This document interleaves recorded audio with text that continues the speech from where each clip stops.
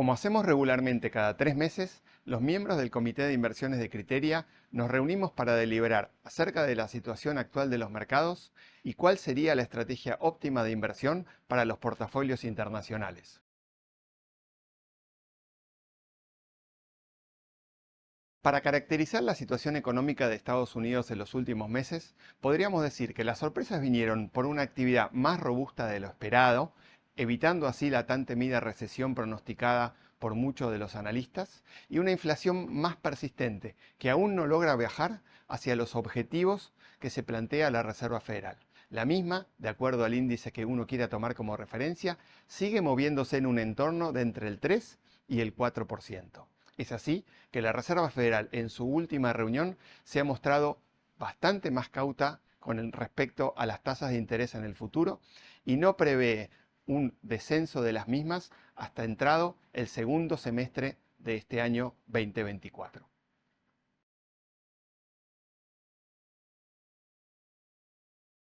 La descripción del escenario que acabo de hacer ha sido muy favorable para los activos de riesgo. Las acciones en Estados Unidos han logrado un nuevo máximo histórico y los spreads crediticios se han comprimido a niveles que hace tiempo atrás no se veían. Nosotros creemos que este escenario de precios está descontando una situación muy favorable donde la inflación vuelve al objetivo de la Reserva Federal sin que la economía entre en una situación de recesión económica. Por lo tanto, creemos que para justificar nuevas subas en los precios, deberíamos pensar en un escenario aún más optimista.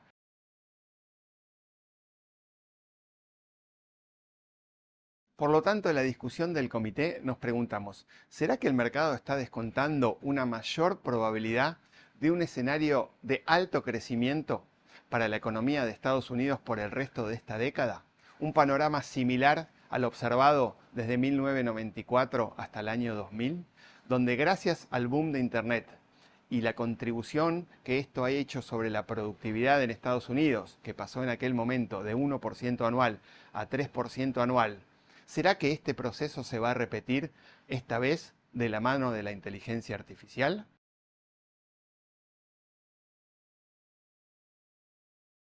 Entonces, si vamos a un escenario como el que teníamos en aquel entonces, repasemos por un momento qué significa este entorno para los activos financieros. En aquel momento, esto es desde el año 94 hasta el año 2000, la inflación promedio en Estados Unidos era 2,5% anual, muy similar al objetivo de la Reserva Federal. Los fondos federales, o sea, la tasa de política monetaria durante ese periodo, promedió el 5,4%, también niveles muy similares a los que tenemos hoy. A diferencia de la actualidad, la tasa de interés del bono de 10 años de aquel momento era del 6% anual. Eso abre un interrogante sobre la trayectoria que podría tener la tasa de interés de los bonos del Tesoro americano, la curva de rendimientos americanas, si se verifica el mismo contexto económico. Por otro lado, el crecimiento económico en aquel entonces ha viajado en un promedio del 4% anual, muy similar al último semestre del año pasado. Entonces, si la inteligencia artificial logra el mismo efecto de crecimiento de la productividad en Estados Unidos que tuvo Internet en su momento, estamos frente a una década de buenas perspectivas para los activos de riesgo. Esto es, acciones para arriba, spreads comprimidos y una renta fija gubernamental que entra en un manto de dudas por los bajos niveles de tasa comparados con los que teníamos en aquel momento.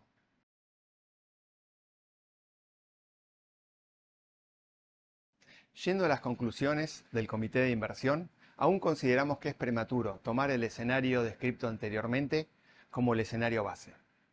Nosotros asignamos una mayor probabilidad aún al escenario de soft landing. En este contexto, las valuaciones de los activos de riesgo lucen elevadas. Por lo tanto, a nivel de las grandes clases de activos, seguimos privilegiando la renta fija sobre las acciones, donde concentramos nuestras posiciones en Estados Unidos y dentro de este país en el sector del Large Cap Growth. Respecto a la deuda, seguimos muy optimistas con la deuda de mercados emergentes.